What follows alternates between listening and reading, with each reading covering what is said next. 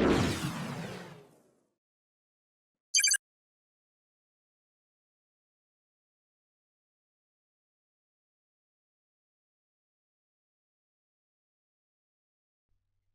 everybody, Jose Rodriguez here. In this video, I'm going to take you through the steps you need to perform to modify your CLI 42 cartridges for refilling. And I am talking about your original cartridges, not refillable ones you can already buy. Those are garbage. Not compatibles. Those are also garbage. But your own original cartridges that came with your Pro 100. What do you need? Well, you need your cartridges, of course. You need a blade such as this to be able to cut around the label where the factory ball lives. You need a screw. They're going to give you a little ice screw used for hanging paintings and that sort of thing, or heavy frames on your wall. You're going to take that screw and screw it into that ball. You'll have access to it and remove it that way. You're going to need a drill, a 5/32 of an inch drill bit to drill out the seat underneath where that ball sat. You're going to need some plugs. I like the color-coded plugs as well, but you can also get the clear plugs. You're going to need one of these clips for the exit port. This one's been modified by me to perform a function after you get done flushing. Of course, you're going to need a resetter. This is a USB type resetter made by Red Setter. You're going to need a syringe for refilling. Of course, you're going to need a syringe for flushing as well, if you choose to flush. Now, if you don't want to do any of this, you can just buy a set of 8 already pre-modified cartridges from Rick Johnson on eBay. I have a link on my video descriptions. That will just solve all your problems. Then you can go ahead and do your own cartridges as you please.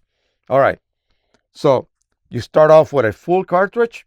This is almost full. I've actually used this to print my test photos that I was doing when I was comparing OEM ink against Precision Colors Signature Edition ink set for the Pro 100. I was the one that received the first set of these inks, and I went ahead and tested it. So this represents a brand new almost cartridge. It has not been modified, of course. It still needs to be used up. This would be the only cartridge you would have to flush because it requires total removal of every trace of that yellow ink. It will react adversely with any other type of third-party yellow dye ink. This is what you want to achieve, okay? A perfectly flushed cartridge. So we discussed what we need, okay? Now we're going to go ahead and cover a bit of how you go about to flush this. You're going to use Windex with ammonia. That's the only cheap solution to removing all of that yellow ink. You're going to fill your syringe. It has to be a plain tip syringe. You're going to remove your plug that you just installed. You're going to fill it up with Windex, insert it in the hole, and fill it. And continue to do this until you have nothing but that blue liquid showing on your sponge. Let it sit. Let it sit. Lay it sideways somewhere in your sink. Let it sit for about an hour. And then proceed to perform the same flushing action with your syringe, except with just plain water. Okay, tap water, lukewarm, not hot, not super cold, but lukewarm. And then at that point, you have to remove the water somehow. So people can use air to push out the water, but that will not completely remove the water.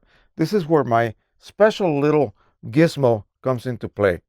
Basically, what I did was I took one of those clips like this. You can buy these from Precision Colors or from Rick Johnson himself on eBay. I drilled a little hole the diameter of an 18 gauge needle. With a Dremel tool and a cutting wheel, I cut off the needle to about 1/8 of an inch point, inserted it in the hole, and just made a little mountain of crazy glue, that gel stuff that you can buy at any craft shop or any kind of hardware store. Let it dry fully. Now I got a very secure, basically almost welded condition for this needle onto my little clip. Now, how do I go about using this? I attach it to my cartridge, and I attach a syringe to the bottom and suck back water. Spit it out and suck back water and spit it out. I continue to do this. I do it forcibly because I want that water to be sucked out of that sponge. Once I finish doing that, it'll weigh about maybe 15 grams. I have to let it air dry somewhere warm with lots of air circulation. A heater vent would be perfect for this, okay? Professionals will use basically a toaster oven, a tray with a towel, and they lay it there and they allow the water to evaporate at 100 degrees temperature. Very, very low temperature. Basically summer heat, except dry. So you proceed with cycles or let it sit for a couple of days, and then you will weigh it on a gram scale, and you want to achieve 13.6 grams. Okay, so let me reiterate. Cartridge is brand new. You use it up on your printer. Now it's empty. The yellow one, remember, is the one you have to do the flushing on.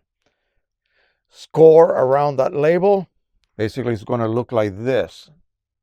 You score around the label where the ball sits. Use your eye screw it into the ball, pry it off. Anything pointy will work, okay? You got to pry that ball out without damaging that hole. Drill out the seat so that you can then insert a plug. If you do not drill out the seat, you will not be able to insert the plug. That's why you have to do that. Flush the cartridge, let it dry. That's it, you're ready. Now what you're going to do before you refill, you're going to go ahead and reset your chip. Boom. Get a red flash. You get a solid red light. Wait 5 seconds. Detach the cartridge. Attach a clip to the bottom. These are the best clips, by the way. And you hear a click. And now you can go ahead and with a needle and an ink-filled syringe, you can go ahead and fill your liquid chamber. It's going to go near to the top, not quite to the top. You don't want to do that. And you're going to see the sponge being saturated slowly by the ink. Keep topping off carefully, 1 ml at a time if need be, until you reach a point where both of them are in equilibrium, if you will.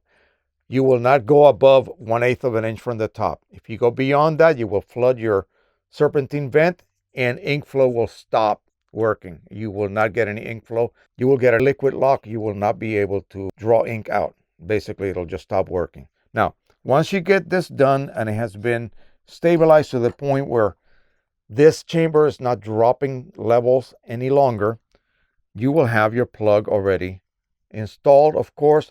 Now you want to check to see if the operation you performed here has a good seal. That is extremely important. You have to have 100% seal. You're going to remove this and you're going to hold it over a tin can or a paper cup or whatever, anything that you don't mind getting dirty, and you wait to see if you have any drips. If it is dripping regularly, this is leaking. Okay, this is not the correct diameter. Now, if it does not leak at all, then you're good to go. Remove the plug. Now we're going to test ink flow. Drip, drip, drip, drip, drip. You should have a steady drip. 1 or 2 drips every second. That's what you should have. Plug it back up. The dripping should stop. If that happens, perfect. You're going to reinstall the clip and top off any space that you now have due to that dripping test. 1/8 of an inch from the top. Now you can put that away. If you have a spare already in your printer, which is what you should have, because you cannot perform this and leave an empty yellow channel waiting for a cartridge. That's not good. That will cause damage. That will cause drying. That will cause a complete clog of that channel. So you cannot do that. Make sure that when you commit to doing this, you have a secondary set of cartridges already waiting in the aisles, if you will. Okay? Anyway, so for the other colors, all other 7 colors, you are not required to flush. You can use them till they're empty if you wish and reset them and then fill them back up with ink. The first time you do that, they should saturate perfectly well. Okay? You still have to perform the little surgical procedure here before you, of course, refill them. But you do not have to flush those other 7 colors, only the yellow one. Like I said in the beginning, in order to avoid all of this, just buy that already modified set of cartridges. Okay? Yes, it's another commitment you have to make monetarily, but it's something that you have to accept if you choose to refill. Okay? So that is it. I hope you enjoyed this video. I'm going to try to do a announcement mode so that this video stays tagged to the very top of my news feed on my Facebook group. It'll be accessible to everyone who wants to know exactly the steps that you have to go through in order to refill your CLI 42s. And not only that, but the items that you need. And we'll go over that one more time. You need your original cartridge, of course. Here it is empty. You perform the operation with a blade, drilling out the seat with a 5/32 of an inch drill. You have to have plugs to fill that, and you need a syringe to flush the cartridge if it is the yellow one, okay? And of course, once it is flushed, once it is dry, once it weighs 13.6 grams, go ahead and reset it, reset the chip, and now you're going to attach a clip. It will look just like this, and you're ready to refill. From that point on, when this cartridge reaches low or before low, that's when you remove it and top it off. If you still only have one set of cartridges, then what you need to do is one cartridge at a time, or if you're really, really quick, you can do several at a time. Top off the ones that are at the lowest condition, because what will happen is that every time you remove a cartridge, perform something to it, like refilling, and put it back in your printer, it will run a global ink purge. All 8 cartridges will lose ink. And if you had a cartridge that was marginally low, it will then be low and you'll be doing that operation yet again. So rather than do that and create a domino effect, refill several of them, the lowest ones at a time.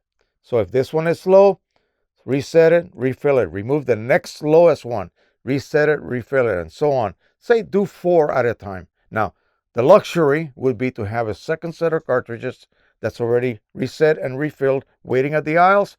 And when one cartridge goes low on the set that's installed in the printer at that point, remove the complete set and replace it with a complete set of refilled cartridges.